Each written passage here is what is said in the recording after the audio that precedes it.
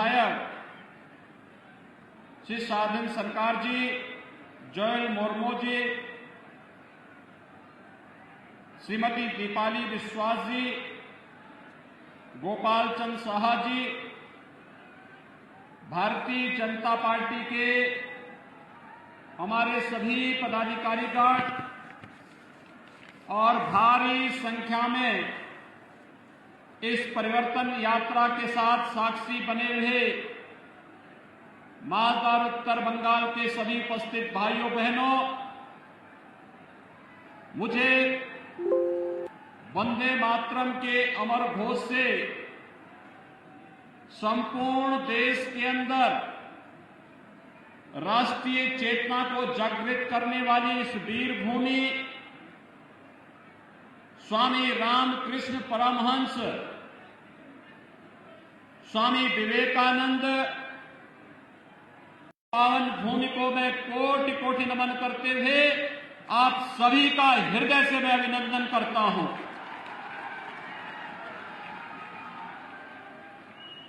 भाइयों बहनों, मालदा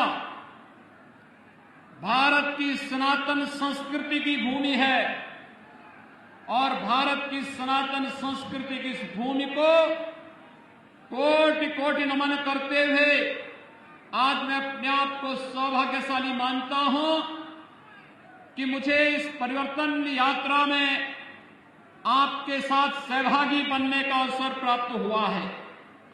हम सब जानते हैं कि महाप्रभु चैतन्य महाप्रभु की इस पावन भूमि ने पूरे भारत के अंदर वैष्णव परंपरा का प्रचार प्रसार करने में जिस बड़ी भूमिका का निर्वहन किया, यह भूमि वैष्णवपाद के महान ध्वजाधारी गौरी वैष्णव जीवा गोस्वामी देवा जी की जन्म देने वाली भूमि भी है। स्वाभाविक रूप से बंगाल भारत के सांस्कृतिक राष्ट्रवाद की धरती रही है, भारत के स्वाधीनता आंदोलन की क्रांति की धरती रही है। लेकिन आज जब बंगाल के अंदर अराजकता और बंगाल के अंदर बदहाली की स्थिति को हम सब देखते हैं तो पूरे देश को पीड़ा होती है और इसीलिए भारतीय जनता पार्टी का राष्ट्रीय नेतृत्व और एक एक कार्यकर्ता प्रत्येक बंगाली भाई और बहनों के साथ जुड़ने के लिए आया है कि हमें एक बार फिर से बंगाल की इस पहचान को पुनर्स्थापित करके बंगाल के माध्यम से एक नए परिवर्तन को आगे बढ़ाना है। भाइयों बहनों, बंगाल हमेशा से परिवर्तन की धरती रही है। याद करिए, जब देश के अंदर स्वाधीनता की अलग जगानी थी तो बंकिम चंद्र चट्टोपाध्याय ने इसी धरती से वंदे मातरम का उद्घोष किया था।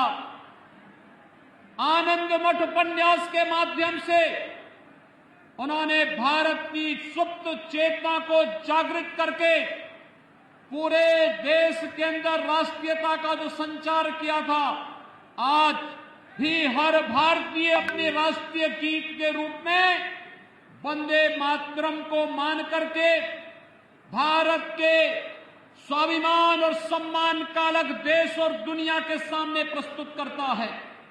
ये धरती गुरुदेव रविंद्रनाथ टैगोर की धरती है, जिसने भारत को भारत का राष्ट्र ज्ञान भी दिया और राष्ट्रगान के साथ ही इस धरती से ही हम सब जानते हैं कि यही वह धरती है जिसने साहित्य के क्षेत्र में भारत का पहला नोबेल प्राइज भी भारत को देने का कार्य किया था, गुरुदेव रविंद्रनाथ टैगोर की उस अमर कीर्ति गीतांजलि के माध्यम से। लेकिन आज बंगाल कहां चला गया है? कभी भारत को नेतृत्व देने वाला, भारत को एक नई दिशा देने वाला बंगाल आज कहां पर है? आज यहां पर गरीबी है, आज यहां पर बदहाली है, आज यहां पर अराजकता है, आज यहां पर सत्ता प्रायोजित अपराध और आतंकवाद न केवल यहां की सुरक्षा के सामने गंभीर संकट खड़ा कर रहा है, बल्कि देश की सुरक्षा को भी चुनौती देते हुए दिखाई देता है।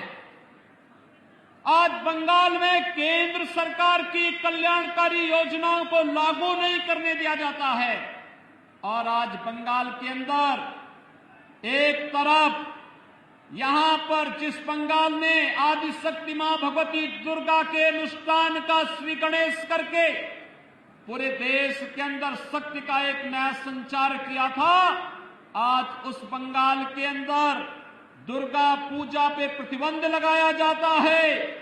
ईद में जबरदस्ती गौ हत्याएं प्रारंभ कराई जाती हैं और साथ साथ यहां पर तस्करी और गौ तस्करी के माध्यम से यहां की भावनाओं के साथ खिलवाड़ करने का कार्य किया जाता है। यहां की सरकार मौन बनी रहती है। भाइयों बहनों, बंगाल में आज जय श्री राम के नारे लगाने को भी प्रतिबंधित करने का कार्य किया जाता है और हमले करवाए जाते हैं। लेकिन मैं बंगाल की सरकार से कहना चाहता हूं, मैं ममता दीदी जी से अनुरोध करना चाहता हूं, एक सरकार कभी उत्तर प्रदेश में थी जो अयोध्या में राम भक्तों पर गोली चलाती थी, उस सरकार का हर्ष आपने देखा है क्या हो गया है, और अब बारी बंगाल में टीएमसी की सरकार की है।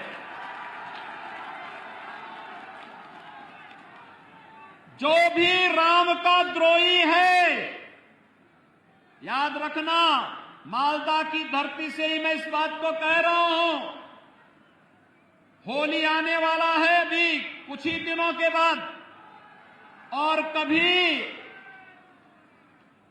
उस कालखंड में भी कुछ लोगों ने भगवान विष्णु और राम का नाम लेने को प्रतिबंधित किया था। होली के अवसर पर हम लोग क्या कहते हैं इसको। और मित्रों, आज बंगाल के अंदर एक बार फिर से जय श्री राम के नारे को प्रतिबंधित करने का कार्य किया जा रहा है। लेकिन याद रखना, भारत की जनता राम के बगैर कोई काम नहीं करती है। जब आपस में मिलती है तो राम राम कहती है, घर में कोई काम होता है तो राम नाम का जप करती है, और जब किसी परिजन की अंतिम यात्रा भी निकालती है तो फिर राम नाम सत्य है के साथ ही उस यात्रा को भी आगे बढ़ाने का कार्य करती है। राम के बगैर भारत का कोई काम ही नहीं, और जो रामद्रोही हैं उनके अभी भारत में कोई काम नहीं, बंगाल में कोई काम नहीं। ये संकल्प हम सबको लेकर के चलना है। और मैं यही पूछना चाहता हूं टीएमसी की सरकार से कि आपको राम भक्तों पर तो कोई रहम नहीं, लेकिन बंगाल के अंदर अराजकता पैदा करने वाले लोगों के साथ आखिर टीएमसी की कौन सी दोस्ती और कौन सी गठबंधन है जिसके कारण वह बंगाल की पूरी व्यवस्था को बदलने पर उतारू हो गए हैं। ये आत्मघाती कदम बंगाल की धरती से क्यों? मित्रों, जब देश के यशस्वी प्रधानमंत्री मोदी जी पाकिस्तान, बांग्लादेश और अफगानिस्तान के पीड़ित और प्रताड़ित हिंदुओं, सिखों, बौद्धों, जैनियों, ईसाइयों, इन सब के संरक्षण, इनको सुरक्षित ठिकाना देने के लिए एक कानून बनाते हैं और उस कानून को भारत के अंदर लागू करते हैं, तो बंगाल में हिंसा क्यों होती है? ये हिंसा, सत्ता प्रायोजित हिंसा क्यों? यहां पर एक तरफ पीड़ित और प्रताड़ित मानवता को शरण देने की जब बात की जाती है तो यहां की सरकार विरोध करती है, लेकिन जब घुसपैठियों को बाहर करने की बात होती है, यहां की सरकार तिलमिला जाती है। यहां की सरकार घुसपैठियों, अवैध घुसपैठियों के साथ में है, उसको यहां की जनता के साथ कोई लेना देना नहीं। और यही कारण है कि यहां की सरकार केंद्र सरकार की किसी भी कल्याणकारी योजना का लाभ यहां के नागरिकों को देने में पूरी तरह फेल है। मित्रों, मैं आया हूं उत्तर प्रदेश से। हमने उत्तर प्रदेश में कुछ चीजें इस रूप में की जिसने उत्तर प्रदेश से अंदर व्यापक परिवर्तन किया है। और उस व्यापक परिवर्तन के कारण आज आप देखते होंगे यहां पर गर्मियों में जून से लेकर के अक्टूबर के बीच में इंसेफ्लाइटिस से हजारों मौतें बंगाल में आज भी होती हैं। लेकिन बंगाल के अंदर अज्ञात बीमारी दिखा करके इस बीमारी से होने वाली मौतों को छुपाने का कार्य टीएमसी की सरकार करती है। इससे पहले कम्युनिस्टों की सरकार भी यही बंगाल के अंदर करती थी। लेकिन हम लोगों ने प्रधानमंत्री मोदी जी के अनुकंपा और उनकी कृपा से स्वच्छ भारत मिशन के अंदर हर एक गरीब परिवार के घर में एक एक शौचालय बना दिया। हर एक घर तक शुद्ध पेयजल उपलब्ध कराने की व्यवस्था की। आज परिणाम है इंसेफ्लाइटिस उत्तर प्रदेश से पूरी तरह समाप्त हो चुका है। कोई मौत इंसेफ्लाइटिस से उत्तर प्रदेश के अंदर नहीं होती है। मित्रों, 3 वर्ष के अंदर उत्तर प्रदेश के अंदर 40 लाख गरीबों को आवास मिला है। प्रधानमंत्री आवास योजना में 40 लाख परिवारों को एक एक आवास। मैं आ रहा था अभी बागडोगरा से, मैं देख रहा था मालदा तक एक भी गरीब व्यक्ति का पक्का मकान नहीं है। ये प्रधानमंत्री आवास योजना का लाभ यहां के गरीबों को क्यों नहीं मिल पाता है? यहां के बंगाल के गरीबों को क्यों नहीं मिल पा रहा है? क्योंकि यहां की सरकार रुचि नहीं ले रही है। उत्तर प्रदेश के अंदर 6 करोड़ गरीबों को आयुष्मान भारत में 5 लाख रुपए की स्वास्थ्य बीमा का कवर है। वह कहीं भी किसी भी हॉस्पिटल में उत्तर प्रदेश के अंदर या देश के अंदर जाएगा, उसे 5 लाख रुपए की स्वास्थ्य बीमा का लाभ हर वर्ष प्राप्त हो रहा है। केंद्र और राज्य सरकार मिलकर के इस कार्यक्रम को आगे बढ़ा रहे हैं। आखिर प्रधानमंत्री आयुष्मान भारत का लाभ बंगाल के गरीबों को, बंगाल के नागरिकों को टीएमसी की सरकार क्यों नहीं देने जा रही है? क्योंकि उसे मालूम है अगर वह इन गरीबों को इसका लाभ दे देगी तो फिर वह वोट बैंक नहीं बना पाएगी। मित्रों, इसी प्रकार से अगर आप देखेंगे प्रधानमंत्री किसान सम्मान निधि का लाभ उत्तर प्रदेश के अंदर 2 करोड़ 42 लाख किसानों को हर वर्ष प्रधानमंत्री किसान सम्मान निधि में 6,000 रुपए डीबीटी के माध्यम से उसके अकाउंट में पैसा आता है। लेकिन बंगाल के अंदर प्रधानमंत्री किसान सम्मान निधि को नहीं लागू करने दिया गया। ममता दीदी ने ये पैसा यहां के किसानों के खाते में नहीं देने दिया, किसानों को इसका लाभ मिले, उन्होंने इसको बंगाल में लागू ही नहीं करने दिया गया। नेशनल पोर्टेबिलिटी के अंतर्गत 1 नेशन 1 राशन कार्ड की सुविधा अगर बंगाल का व्यक्ति बंगाल के अंदर चाहे तो बंगाल के अंदर, और अगर उसकी मर्जी आए तो वह देश के अंदर जहां कहीं रहता है राशन कार्ड से राशन लेने का लाभ ले सकता है। लेकिन टीएमसी की सरकार ने नेशनल पोर्टेबिलिटी को यहां लागू ही नहीं करने दिया, जिससे बंगाल के नागरिकों को राशन की सुविधा का लाभ नहीं मिल पाता है। केवल चंद टीएमसी के गुंडे खाद्यान्न घोटाले में लिप्त होकर के यहां के नागरिकों के खाद्यान्न को हजम करने का कार्य कर रहे हैं। मित्रों, बंगाल के अंदर छल छद्म और धोखे से यहां पर लव जिहाद की घटनाओं को भी अंजाम दिया जा रहा है। हम लोगों ने यूपी के अंदर कानून बना दिया, लेकिन बंगाल के अंदर क्योंकि तुष्टीकरण की राजनीति है, न वह गौ तस्करी को यहां की सरकार रोक पा रही है और न ही लव जिहाद की उन घातक गतिविधियों को जिसका दुष्परिणाम आने वाले समय में बड़ा खतरनाक होने जा रहा है, वह यहां की सरकार इसको रोकने में पूरी तरह विफल है। और इसीलिए आज हम सब परिवर्तन यात्रा में आप सबका आह्वान करने के लिए आए हैं। जो सरकार आपको सुरक्षा नहीं दे सकती, जो सरकार अपराधियों का संरक्षण दे रही हो, जिस सरकार को कानून का राज स्थापित करने में नहीं, जिस सरकार को एन केन प्रकारेण सत्ता में बना रहना ही अपना एकमात्र उसने युग धर्म बना लिया हो, उस सरकार के साथ जो गरीबों के लिए कार्य नहीं कर सकती, जो सरकार कमजोरों के लिए कार्य नहीं कर सकती, जो सरकार किसानों के लिए कार्य नहीं कर सकती, जो सरकार युवाओं के लिए कार्य नहीं कर सकती और जो सरकार महिलाओं को सुरक्षा नहीं दे सकती है, उस सरकार को एक भी क्षण रहने का अधिकार नहीं होना चाहिए। और बंगाल के भाइयों बहनों, मैं आप सबका आह्वान करने के लिए आया हूं।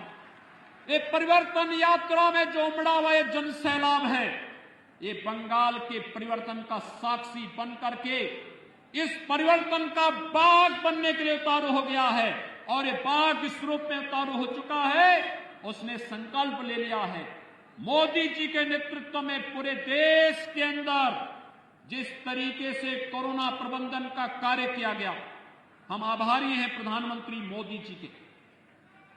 मित्रों, आभारी हैं प्रधानमंत्री मोदी जी के।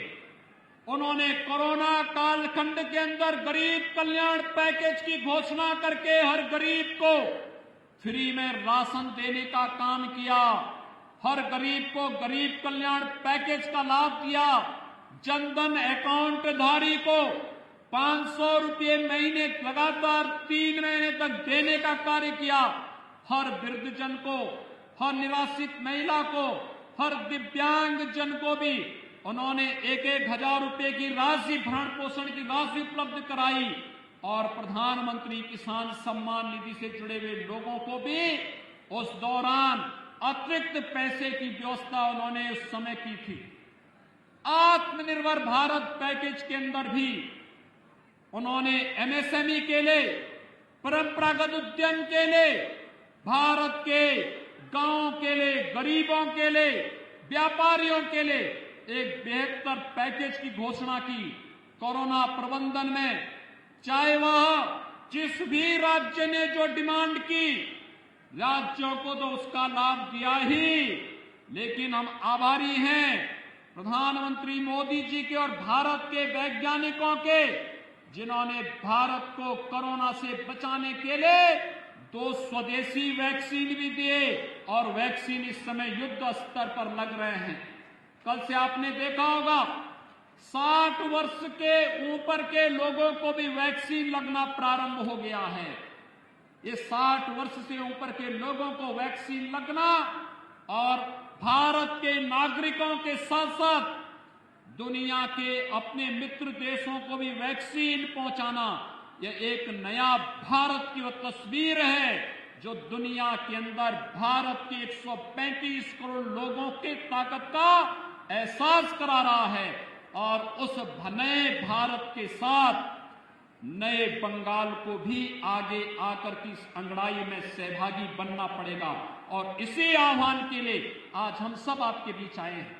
कल्पना करिए, ये बंगाल के अंदर टीएमसी की सरकार ने, उससे पहले कम्युनिस्टों ने, उससे पहले कांग्रेस ने कितनी बदहाल स्थिति पैदा कर दी है। मित्रों, मुझे याद है आज से 25 साल पहले, 30 साल पहले भारत का हर नौजवान अपनी रोजगार के लिए बंगाल आता था, लेकिन पिछले 25-30 वर्षों के अंदर बंगाल को बदहाल कर दिया इन सभी लोगों ने। आज बंगाल अर्थव्यवस्था में काफी पीछे चला गया है।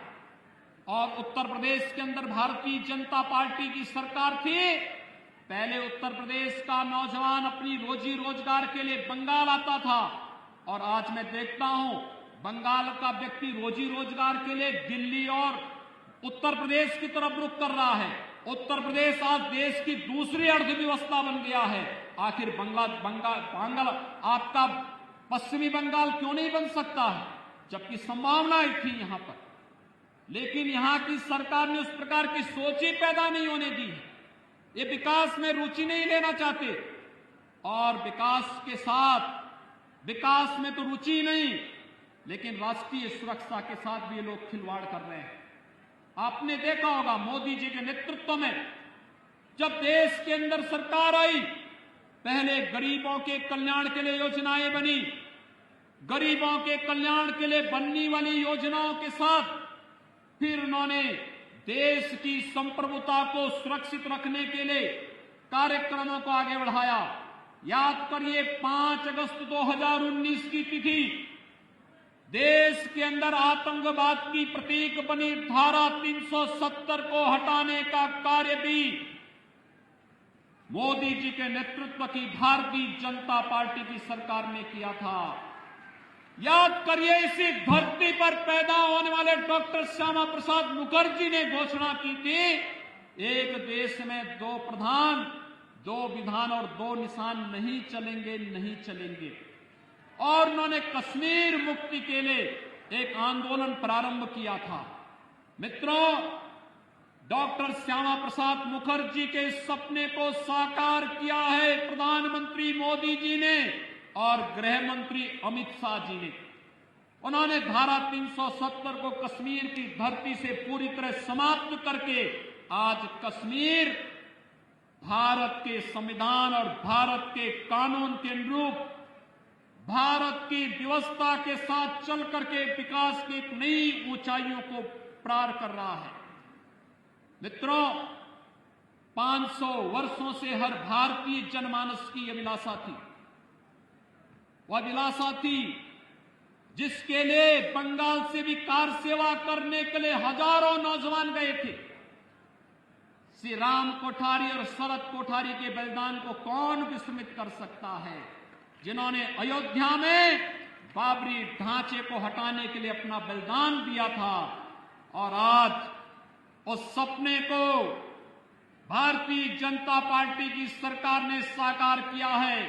5 अगस्त 2020 को प्रधानमंत्री मोदी जी के कर कमलों से अयोध्या में भगवान श्री राम के भव्य मंदिर के निर्माण का मार्ग भी प्रशस्त हो गया है।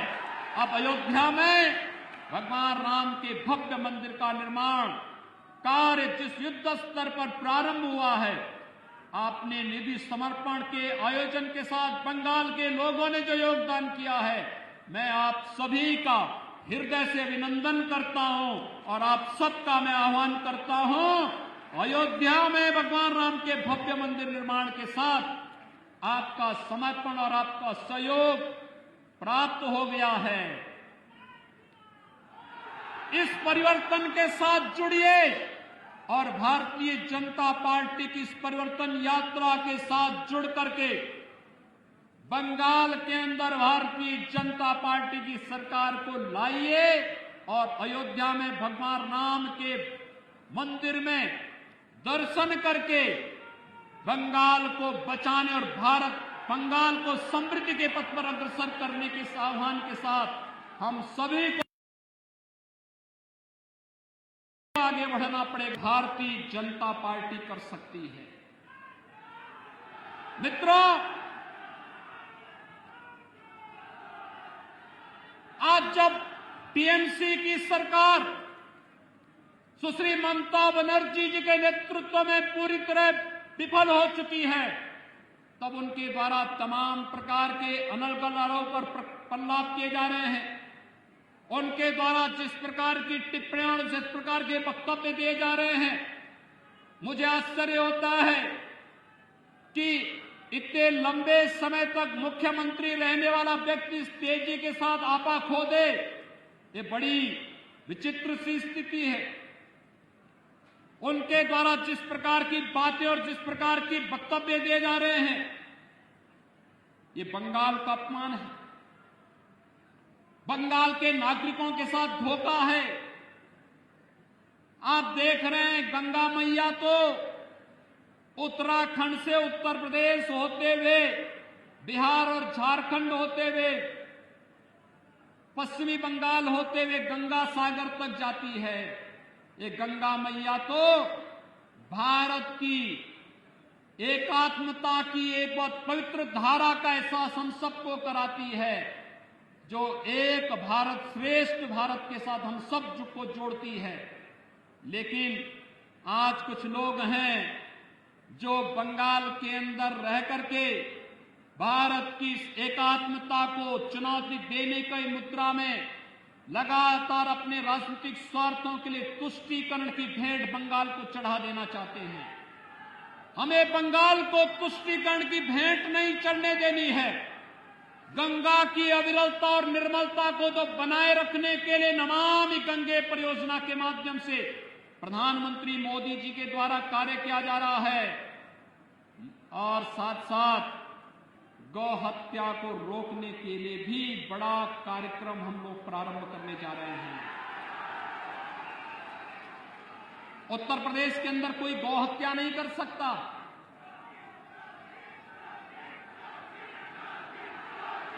मित्रों, कोई नहीं कर सकता। हमारी सरकार 2017 में आई थी और 2017 में आते ही उत्तर प्रदेश के अंदर गौ तस्करी और इलीगल स्लॉटर हाउसेज एक झटके में बंद हो गए। 24 घंटे के अंदर बंद हुए थे। आप भारतीय जनता पार्टी की सरकार को लेकर के तो आइए, 24 घंटे के अंदर सभी इलीगल स्लॉटर हाउसेज बंद हो जाएंगे और 24 घंटे के अंदर ये तस्करी भी बंद हो जाएगी। गौ तस्करों को पता लग जाएगा कि गौ तस्करी, इलीगल स्लॉटरिंग और किसी भी प्रकार की अराजकता और अव्यवस्था का क्या दुष्परिणाम होगा। उत्तर प्रदेश के अंदर 4 वर्षों में कोई दंगा नहीं हुआ। किसी पर्व और त्योहार को कोई मनाने से रोक नहीं सकता। कोई भी यात्रा वहां पर आज प्रतिबंधित नहीं है। बंगाल में तो न्यायपालिका को यहां की सरकार से कहना पड़ता है कि अगर उत्तर प्रदेश में दुर्गा पूजा का आयोजन हो सकता तो बंगाल में क्यों नहीं हो सकता है। आपको याद होगा जब दुर्गा पूजा का समय और ईद का समय एक ही साथ पड़ा था या मुहर्रम का समय एक साथ पड़ा था, तो यहां की सरकार ने मुहर्रम की जुलूस को तो अनुमति दी, लेकिन दुर्गा पूजा के पंडालों में प्रतिबंध लगा दिया था। उत्तर प्रदेश में जब बात आई, उत्तर प्रदेश में हम लोगों ने कहा कि नहीं भाई, दुर्गा पूजा का जो समय होगा उस समय पूजा ही होगी और उस समय पूजा में कोई व्यवधान हम नहीं पड़ने देंगे। और एक भी जगह पूजा के पंडाल नहीं रोके गए थे। लेकिन बंगाल के अंदर बैन किए जाते हैं, पूजा को प्रतिबंधित किया जाता है, भावनाओं के साथ खिलवाड़ किया जाता है, गो तस्करों को प्रश्रय दिया जाता है, उनके समर्थन में सत्ता के यहां पर वक्तव्य आते हैं। ये मुझे आश्चर्य होता है इन सब बातों को लेकर के। ये भारत की आस्था के साथ खिलवाड़ है और भारत अपनी आस्था के साथ कभी खिलवाड़ बर्दाश्त नहीं कर सकता है। और बंगाल की धरती भारत के सांस्कृतिक राष्ट्रवाद की धरती के रूप में अपनी पहचान बनाई है और बंगाल की धरती का ये संदेश एक बार फिर से पूरे देश के अंदर गूंजना चाहिए कि जो कार्य कभी स्वामी विवेकानंद जी ने कहा था, उन्होंने दुनिया के यानी वैश्विक मंच पर जाकर के बंगाल की धरती का एक युवा सन्यासी बंगाल की धरती से यह आह्वान करता था और उनका जो आह्वान था वह भारत को जागृत करने का आह्वान था। उन्होंने इस समय कहा था कि गर्व से कहो हम हिंदू हैं। इस स्वामी विवेकानंद का यह वक्तव्य कोई सांप्रदायिकता का प्रतीक तो नहीं था। स्वामी विवेकानंद का यह वक्तव्य तो भारत को जोड़ने वाला वक्तव्य था। भारत की सनातन संस्कृति को वैश्विक मंच पर स्थापित करने का, वैदिक परंपरा को वैश्विक मंच पर स्थापित करने का एक मंत्र था। स्वामी विवेकानंद की इस परंपरा को मैं प्रणाम करता हूं। रामकृष्ण परमहंस की साधना से पवित्र इस धरती ने, स्वामी प्रणवानंद जी की साधना से पवित्र इस धरती ने भारत के राष्ट्रवाद को एक नई ऊंचाइयां प्रदान की थी, जिसने भारत के अंदर देखते ही देखते आजादी के बंदों को वंदे मातरम के इस मंत्र के माध्यम से विदेशी हुकूमत के खिलाफ लड़ने की एक नया जोश और एक नया तेज दिया था। और भाइयों बहनों, एक बार फिर से जो लोग तुष्टीकरण की राजनीति करके बंगाल के सामाजिक और यहां की आध्यात्मिक व्यवस्था के साथ, सांस्कृतिक व्यवस्था के साथ खिलवाड़ करके बंगाल की पहचान को अपने वोट बैंक के लिए नष्ट करना चाहते हैं, उनको मुंहतोड़ जवाब देने का अवसर आपके पास विधानसभा चुनाव के माध्यम से आया है। मैं आप सभी का आह्वान करने के लिए आया हूं कि बंगाल की धरती को हम अराजकता की धरती नहीं बनने देंगे।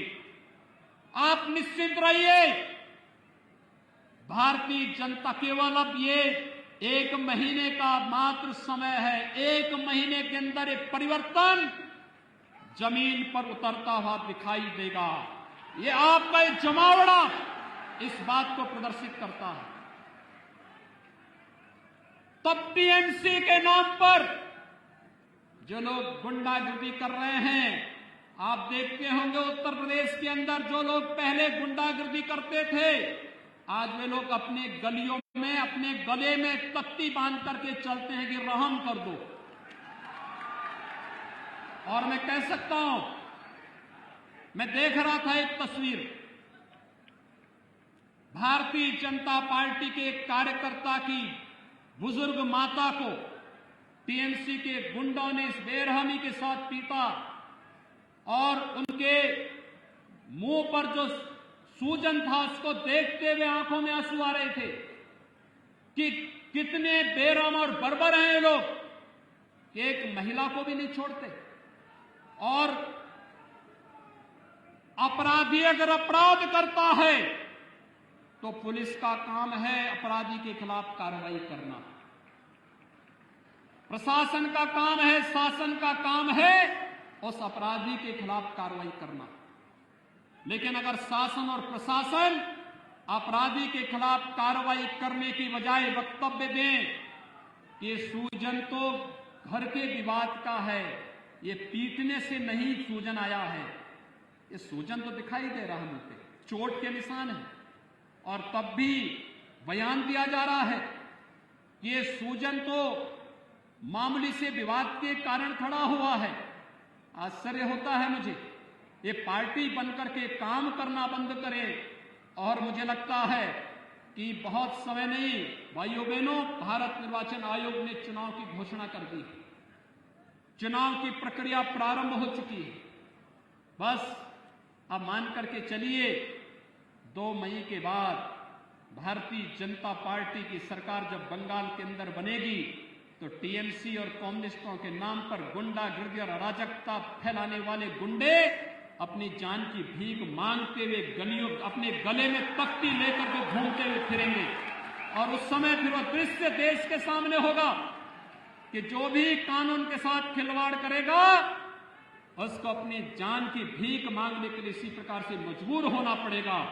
और तब उस समय के लिए हम सबको अपने को तैयार करना होगा, सारे मतभेदों को भुला करके बंगाल को उसकी पहचान को पुनर्स्थापित करने के लिए, बंगाल को विकास की राह पर ले चलने के लिए प्रधानमंत्री मोदी जी के नेतृत्व में एक भारत श्रेष्ठ भारत की परिकल्पना को साकार करने के लिए बंगाल के नागरिकों को भी रोजगार चाहिए, नौकरी चाहिए, बंगाल के नौजवानों के लिए भी अच्छे अवसर होने चाहिए। बंगाल के गरीबों को भी शासन की सुविधा का लाभ मिलना चाहिए।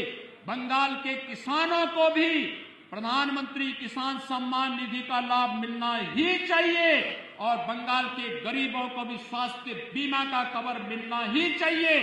और ये तभी हो पाएगा जब भारतीय जनता पार्टी पूरी मेजोरिटी के साथ, फुल मेजोरिटी के साथ बंगाल के अंदर सरकार बनाएगी और डबल इंजन की सरकार बंगाल के अंदर भारतीय जनता पार्टी की सरकार और केंद्र में मोदी जी की सरकार जब मिलेगी, डबल इंजन की ये सरकार आपके विकास को उतनी ही गुना तेजी के साथ आगे बढ़ाने का कार्य करेगी। ये परिवर्तन यात्रा इसी विश्वास के साथ आज यहां पर इस आयोजन के साथ यहां पर आज यह आयोजन इसी उद्देश्य से संपन्न हो रहा है। मैं आप सबको, अभी हमारा होली का पर्व होने जा रहा है। होली पूरी भव्यता के साथ मनाई जाती है।